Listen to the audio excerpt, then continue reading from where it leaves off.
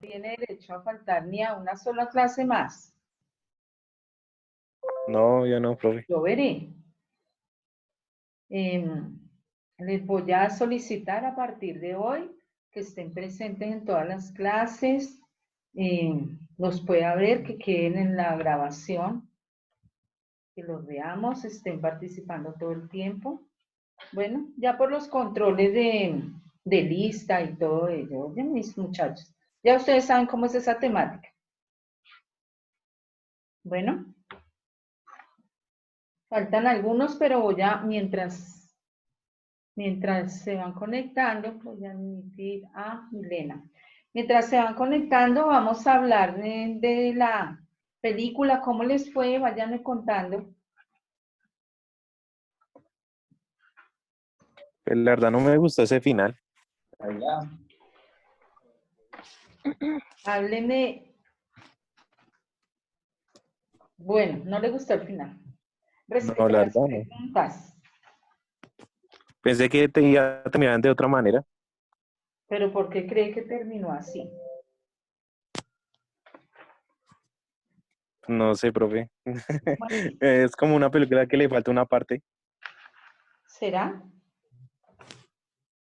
¿Cuál Pues yo problemática? creo porque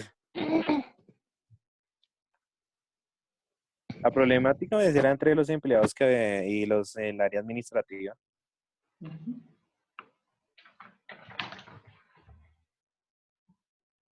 ¿Qué problemas sociales se encontró entre esas dos grupos de personas en el conflicto? Podemos hablar un grupo de directivos y el grupo de empleados y la intervención de recursos humanos, que es la práctica que está realizando Frank como protagonista. ¿Mm? Entonces, ¿la problemática cuál fue? En los despidos injustificados. ¿Quién quiere hablar? ¿Cuál fue la problemática?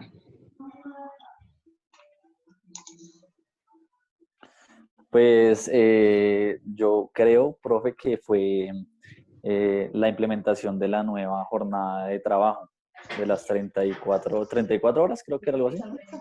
Desde allí empieza todo, 35 horas. creo yo, ¿no? No, es que esa era la problemática que se estaba presentando. ¿Quién más?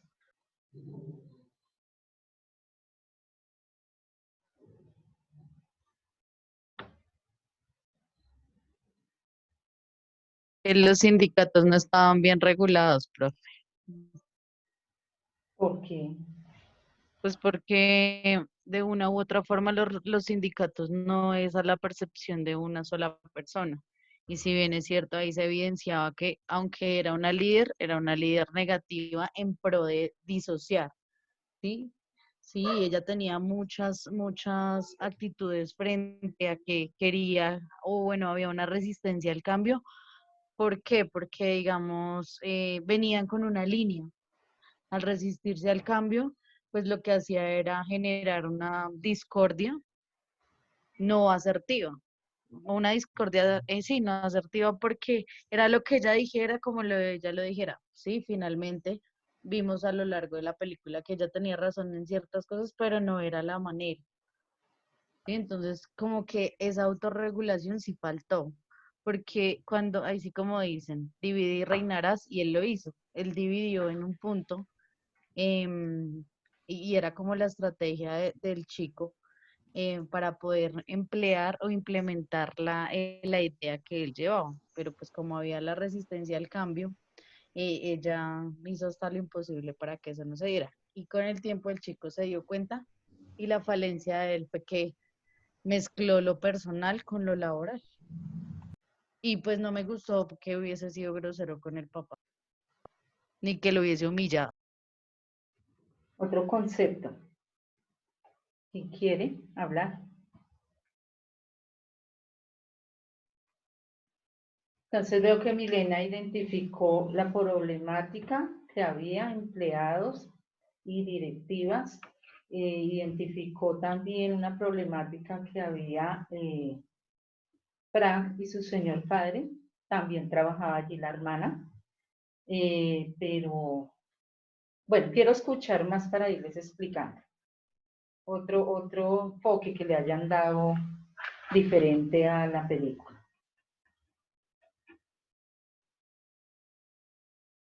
Al que han comentado sus compañeros. Hola, profe, buenas noches. Niñas, bienvenidas, buenas noches. Profe, perdóname, es que como me estaba fallando el internet y me conecté un tris tarde, ¿me puedes decir cuál es la pregunta? El enfoque que está cada uno comentando lo que vio en la película, qué le pareció bien, qué le pareció mal, y había unas preguntas. Pero Sí. usted qué puede comentar, Stephanie, respecto a la película y a las preguntas. Pues respecto a la película, pues una de las falencias que yo identifiqué era que ellos no tomaban como en cuenta la opinión de los trabajadores.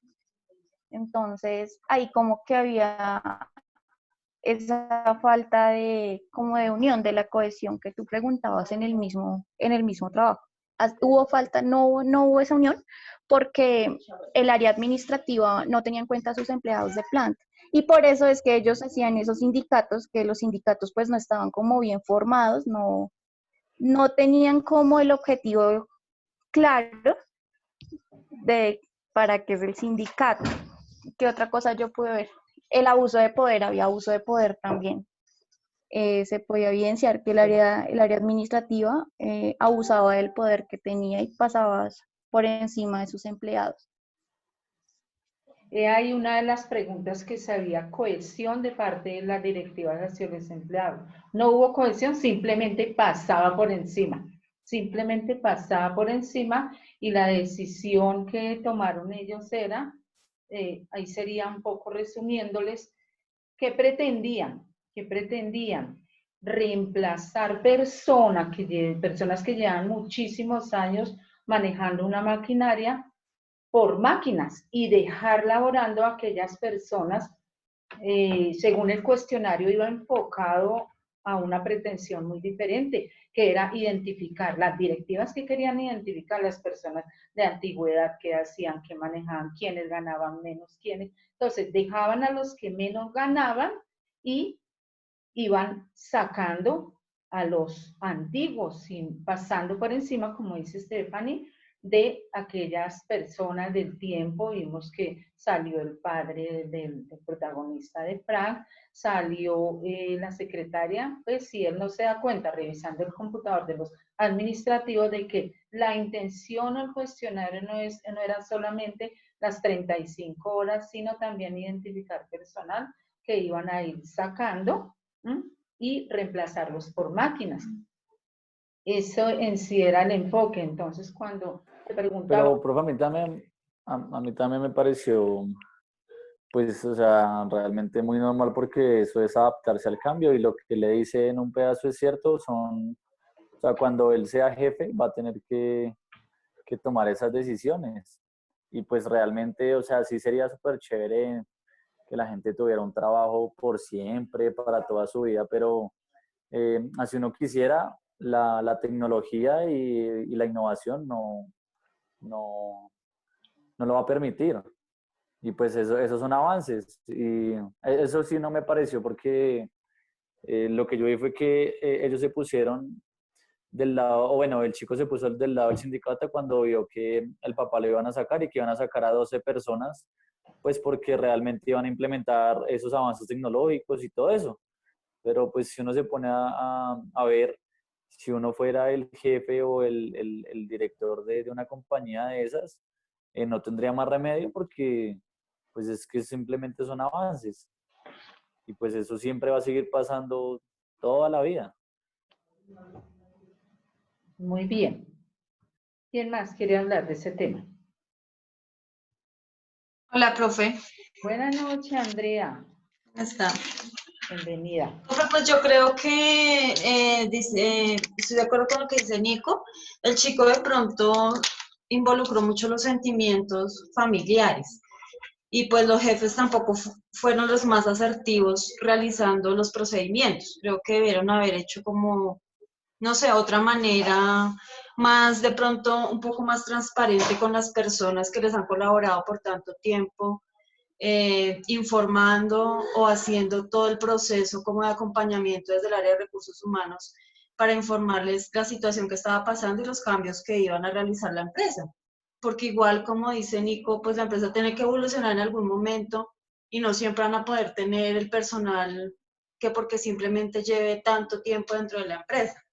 Creo que es más falta de buenos procedimientos y pues de aprender a separar un poco a veces lo personal, lo familiar de lo laboral, porque pues desafortunadamente así funcionan las empresas hoy en día. Muy bien.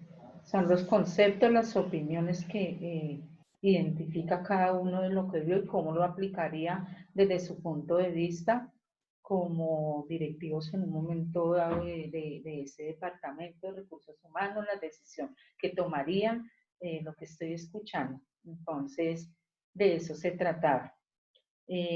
Bueno, lo importante es que ustedes vean, son realidades sociales que se presentan dentro de las compañías. Entonces, siempre va a ser grupo de empleados, siempre va a ser directivo, siempre quien va a estar ahí con la armadura de acero. ¿Qué departamento? Recursos humanos. Va a estar frente a todas esas problemáticas. Entonces, eso es para lo que ustedes se están preparando. Son análisis que le dan a cada situación. Me pareció muy importante quienes participaron. Voy a hacer el llamado de lista. Espero verlos para que quede en la grabación. Entonces, me hace falta Jonathan Rocha. ¿Qué pasaría con Jonathan? Jonathan me dijo, profe, que tenía problemas con el internet y dijo que iba a ir a donde la vecina si le prestaba el wifi. Bueno, vamos a esperar un momentico o al final hago el llamado, ¿no? Entonces, dando continuación o continuidad al marco legal y jurisprudencial de la conciliación del que hemos venido hablando durante todo el tiempo que llevamos hasta esas 7 clases que llevamos, incluido el parcial, así como la conciliación en materia laboral y hemos analizado casos prácticos, preparé unas diapositivas para que ustedes ya tengan presente la normatividad y empecemos a ver en forma el tema de la conciliación, ya que conocen el marco legal y jurisprudencial, pero quiero que vean las diapositivas. Es importante de pronto que tomen nota y que vayan aplicando a medida que vamos hablando lo que ya hemos visto, y si tienen dudas, de igual manera, vamos a aprovechar esta clase para que esta y de repente mañana. Espero que hayan leído los artículos del Código de Procedimiento Laboral. Quienes tengan exposiciones también en cualquier momento, puede ser hoy o mañana, en cualquier momento, les doy palabra para que por favor empiecen las exposiciones de acuerdo a los mecanismos que ya hemos visto, tanto autocompositivos como heterocompositivos, ¿cierto? Entonces, vamos a hablar del marco legal y jurisprudencial de la conciliación. Ustedes ya tienen en la plataforma, ya estuvimos analizando la Constitución Política del 91, analizamos el artículo primero, el eje temático, aquí en adelante, pues la conciliación, la legislación y pronunciamientos jurisprudenciales que ya conocen algunos, de la ley 640. ¿Cuál artículo conocen de la Constitución del 91? Que recuerden, de pregunta de parcial. Disculpe, profe, ¿puede volver la El diapositiva? artículo 116, 116. el artículo 39. Exacto, tengan presente esos Profe, artículos. Bueno, entonces, estuvimos analizando el artículo primero de la Constitución Política de Colombia, la estuvimos leyendo, la leyeron ustedes, nos dice que Colombia es un Estado social de derecho, organizado en forma de república, unitaria, descentralizada, con autonomía de sus entidades territoriales, democrática, participativa y pluralista. fundada en el respeto de la dignidad humana, en el trabajo y la dignidad de las personas que la integran y en la prevalencia, repetir, del interés general. Entonces estuvimos analizando, dijimos a qué se dedicaban nuestros padres de la patria, allá en el Congreso de la República, hablamos de que ellos pues se sentaban a analizar y a sacar leyes, que si alguien se daba cuenta que una ley del Congreso de la República reñía con la Constitución, ¿quién recibía eso? Esa queja o esa situación de que no está ahí de acuerdo y entonces está vulnerando derechos fundamentales. ¿Quién? La Corte Constitucional. Perfecto, la Corte Constitucional. Y por eso, digamos, dentro de la jurisprudencia existen sentencias que declaran inexequible, quiere decir, sacan de la norma tal artículo o tal palabra, tal como sucedió con el 39 de la 640, que mediante esa sentencia, quiero que lo tengan presente porque vamos a continuar viendo ese tema, se vulneraban derechos de los trabajadores al conciliar asuntos ciertos e indiscutibles. Entonces, como para ir recordando. El artículo 115 de la misma Constitución Política del 91 fue modificado por el acto primero legislativo y dice, el nuevo texto es el siguiente: la Corte Constitucional, la Corte Suprema de Justicia, el Consejo de Estado, el Consejo Superior de la Judicatura, la Fiscalía General de la Nación, los tribunales y los jueces administran justicia. También lo hace la justicia penal militar. Entonces, nos está diciendo quiénes administran justicia en el país. Dice que el Congreso ejercerá determinadas funciones judiciales. Excepcionalmente, la ley podrá atribuir función jurisdiccional en materias precisas a determinadas autoridades administrativas. Sin embargo, no les será permitido adelantar la instrucción de sumario ni juzgar delitos. Por ejemplo, en algunas funciones del Congreso, ellos modifican la ley, hacen la ley, pero en ningún momento pueden decir, vamos a juzgar, vamos a hacer, no les es permitido. Pero en cambio sí dice que los particulares, y ahí aplican nuestros mecanismos alternativos, podrán ser investidos transitoriamente de administrar justicia en la condición de jurados en las causas criminales, conciliadores o en la de árbitros habilitados por las partes para proferir, ahí me quedó mal, es para proferir fallos en derecho o en equidad en los términos que determine la ley. ¿Ahí qué artículo entra nuevamente? ¿Lo recuerdan? Cuando le da o le conceda El 116. Exacto, lo ténganlo presente. El artículo 230 de la misma Constitución del 91, los jueces en sus providencias solo están sometidos al imperio de la ley.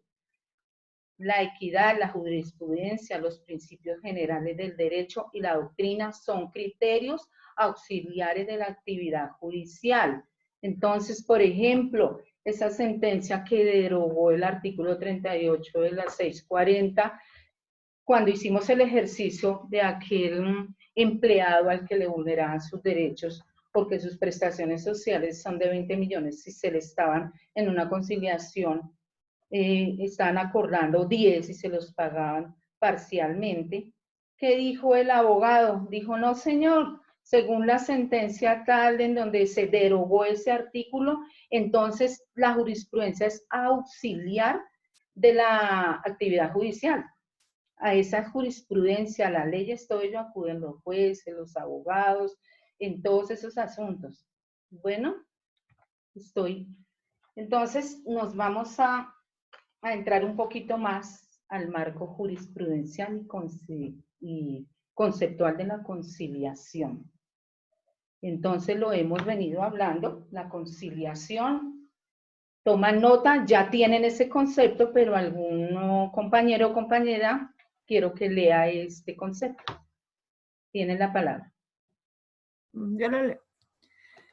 La conciliación es un mecanismo de resolución de conflictos a través del cual dos o más personas naturales o jurídicas gestionan por sí mismas la solución de sus diferencias con la ayuda de un tercero neutral y calificado denominado conciliador. La conciliación es un procedimiento con una serie de etapas a través de las cuales las personas que se encuentran involucradas en un conflicto desistible, Ahí me quedé mal, ¿sí ve? un conflicto desistible, tangible o determinado como conciliable por la ley. Encuentran la manera de resolverlo a través de un acuerdo satisfactorio para ambas partes. Bueno, entonces es lo que hemos venido hablando de la conciliación, que es uno de los mecanismos autocompositivos de la resolución de conflictos. Entonces, en este tipo de mecanismos sí es necesario que medie un tercero. Hemos analizado, debe ser dentro de las características de ese tercero neutral, es que debe ser, valga la redundancia, neutral para las partes. Va a abrir el camino al diálogo. Va a permitir que las partes hablen de manera respetuosa. Va a permitir que la pretensión que tenga la parte convocante, porque de aquí en adelante, en el tema de conciliación, vamos a nombrar a 3 personajes. ¿Quiénes son? Las partes, que se llama quien convoca, ese señor que le debía a su compañero los milloncitos con una letra, entonces es el convocante. La persona que le debe, el convocado, y el tercero neutral, el conciliador. Entonces, esos términos los vamos a tener en cuenta en el transcurso de los temas de conciliación, tanto laboral como en los temas diferentes en que se puede llevar a cabo la conciliación en temas de familia, en temas civiles. Entonces, dice que es un procedimiento con una serie de etapas. ¿Cuáles son esas etapas? Las vamos a ver más adelante, pero pueda decirles, primero tiene que haber, por supuesto, un conflicto, 2 o más personas, porque puede ser un asunto entre los socios de una empresa, que pueden ser varios, convocantes, como algún contrato que no se está cumpliendo, como la entrega de una mercancía, entonces su representante legal, su apoderado judicial, entonces las partes en conflicto, más de 2 personas, debe haber un conflicto, por supuesto, y debe haber un tercero neutral. Este paso a paso es el problema, el segundo, el deseo y la voluntad de las partes para acordar. Porque si no hay voluntad de una de las partes, entonces aquella parte que no asiste o que no acuerda dentro de la audiencia, automáticamente la decisión es, con esa constancia, ya quiere decir de no acuerdo, no asistencia, que van a activar el aparato judicial. Pero si hay voluntad, el solo hecho de que el convocado asista, ya puede el conciliador iniciar como su labor, la cual es abrir el camino al diálogo y por su conocimiento. Si es un abogado, buscar que ninguno de los derechos sean vulnerados. A pesar del acuerdo voluntario, no se toma la decisión de lo que diga el conciliador, sino lo que acuerden las partes, pero sin que se vulneren derechos. Bueno, pasamos al siguiente, a la siguiente diapositiva. Vemos que hay otra sentencia, la 165 del 93, también de la Corte Constitucional. Ahí nos vamos nuevamente a la jurisprudencia que utilizan los auxiliares de justicia. ¿Por qué acudiríamos a esta sentencia? Porque es que la Corte Constitucional nos dice, abro comillas, la conciliación es no solo congruente con la Constitución del 91, porque lo dice, ¿no?, en el artículo 116, sino que puede evaluarse como una proyección en el nivel jurisdiccional del espíritu pacifista que informa a la Carta en su integridad. porque siendo la jurisdicción una forma civilizada y pacífica, lo es más aún el entendimiento directo con el presunto contrincante. Entonces, ¿qué nos está diciendo la Corte Constitucional? Es totalmente legal que acuerden de manera voluntaria, dialoguen de manera civilizada. Entonces, es una sentencia que nos sirve a los auxiliares de justicia. De pronto, si alguna parte va a decir, no, esa conciliación, eso no es legal, lo que yo dije ahí sí es legal. Existen en la Constitución y además la Corte Constitucional nos ha expedido sentencias como esta, en donde sigue diciendo, dialoguen, por favor, de manera civilizada, dialoguen, no activen el aparato judicial. Pasamos a la siguiente diapositiva. Ustedes van tomando notica, ¿no?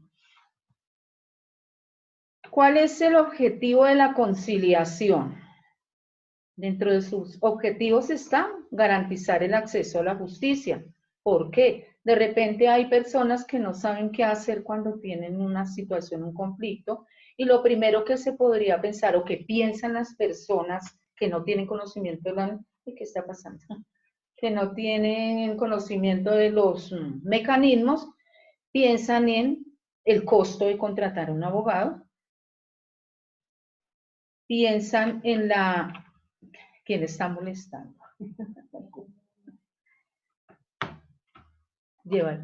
Piensan en el costo, piensan en lo difícil del abogado, piensan en que el proceso es muy demorado, pero el objetivo de la conciliación es eso, garantizar el acceso a la justicia. ¿Por qué? Se llamó a la parte convocada, no asistió, o asistió y no acordó, o de pronto se acordaron, pero ya es acceso a la justicia, porque con ello, según la situación que sea requisito de procedibilidad, ya accedió a la justicia conociendo este mecanismo autocompositivo como es la conciliación. Promueve la participación ciudadana.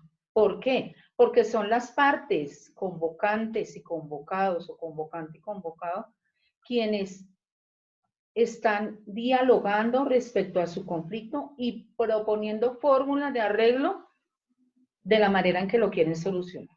No interfiere en ningún juez, no en ninguna sentencia, no el conciliador está exigiendo que se tome en cuenta lo que él diga o lo que él proponga, a pesar de que la ley 1040 le permite proponer fórmulas, no es una obligación.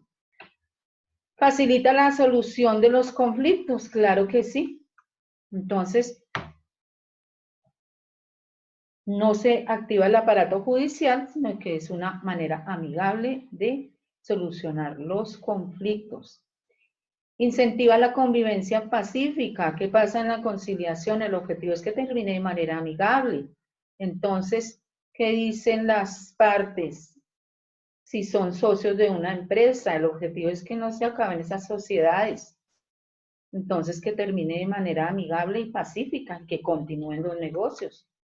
Que soy prestamista, entonces que no termine ahí ese préstamo, le pagó al estudiante los 3 millones y quedó abierta la puerta para que posiblemente más adelante le haga otro préstamo, si se mejora la situación. Entonces, es que termine de manera amigable. La sentencia C-119 del 2001 también nos habla del debido proceso frente a la conciliación. ¿Por qué?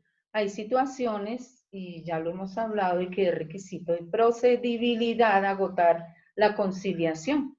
Entonces, un ejemplo en temas de familia, alimentos para menores, es necesario. Entonces, si la madre del menor por algún motivo ya no está con el padre de ese menor, le va a decir, usted debe cumplir con los derechos, voy a demandar. Entonces lo demandó y el juez inadmite ese escrito de demanda. ¿Por qué? Porque era requisito de procedibilidad agotar la conciliación para el resultado anexarlo al proceso si hubiera sido un no acuerdo o una inasistencia, porque si llegan al acuerdo no es necesario activar el aparato judicial. Descongestión de los despachos judiciales, lo hemos hablado todo el tiempo. son saturados nuestros despachos de archivos, de carpetas, de todas estas problemáticas que se presentan sociales, y de pronto no se acude a un mecanismo alternativo, sino de una vez a la demanda. Entonces, es descongestionar, evitar. Cada conciliación que logramos en el Centro de Conciliación de la Institución Universitaria de Colombia es un proceso menos en un despacho judicial. Entonces, eso es otro de los objetivos. Las características de la conciliación. Método autocompositivo. ¿Quién me quiere decir por qué autocompositivo? ¿Qué son los autocompositivos? Fue pregunta de parcial. Que no necesitan de un tercero para que se resuelvan los conflictos, que son autónomos. Exacto, son aquellos mecanismos mediante los cuales las partes deciden resolver sus controversias de manera autónoma, sin que se active el aparato judicial y se dicten sentencias. Es totalmente autocompositivo. Lo pueden hacer de manera directa o con la intervención de un tercero facilitador, como es la conciliación. La actividad es preventiva, que previene nuevamente que se inicie un proceso costoso, dispendioso y se congestione el aparato judicial. Entonces, es solemne. ¿Por qué es solemne? ¿Qué les expliqué de cuando llegan las partes al acuerdo en la conciliación? ¿Qué documento se levanta? Un acta. Un acta. Entonces, esa acta es un documento solemne. Hace las veces de una sentencia. Eso quiere decir solemne, si llegan al acuerdo. Si no llegan al acuerdo, lastimosamente, ¿qué se levanta? Ya les expliqué. La constancia de no acuerdo. Si no asiste el convocado, en este caso, se citare una constancia de no asistencia. Bilateral. Entonces, ¿qué quiere decir? El acuerdo, las partes, el acuerdo del conflicto entre las dos o más partes que hagan, que formen este grupo de convocantes y convocados o convocante y convocado. Ese acuerdo bilateral entre dos o más, el acuerdo que se hace. Conmutativa, ¿qué quiere decir? Se debe regular el acuerdo, manteniendo siempre igualdad. El conciliador debe velar, por eso yo decía, velar porque no se vulneren derechos. Dentro de la audiencia propone fórmulas, pero no es una obligación de que la tengan en cuenta las partes. Bueno, de libre discusión. ¿Por qué? Porque son las partes quienes dialogan. Un convocante habla de un asunto, un conflicto, solicito, quiero una solución, y la parte convocada tiene la palabra para decir puedo, así no puedo, propongo estas fórmulas. Bueno, mis señoritas. Continuamos, es un acto nominado. Entonces vamos a decir, se debe nombrar a las partes. ¿Quiénes son las partes que ya les expliqué dentro de una conciliación, este mecanismo y cuando se lleva a cabo la conciliación? ¿Cuáles son las partes? ¿Quiénes deben estar? El convocante, el convocado y el conciliador. Exacto. O los convocantes si son varios, o los convocados si son varios, pueden asistir con sus apoderados. Y está el conciliador, siempre las partes. Las ventajas de la conciliación: libertad de acceso, satisfacción, efectividad, ahorro de tiempo. ¿Por qué libertad de acceso? ¿Quién me quiere decir?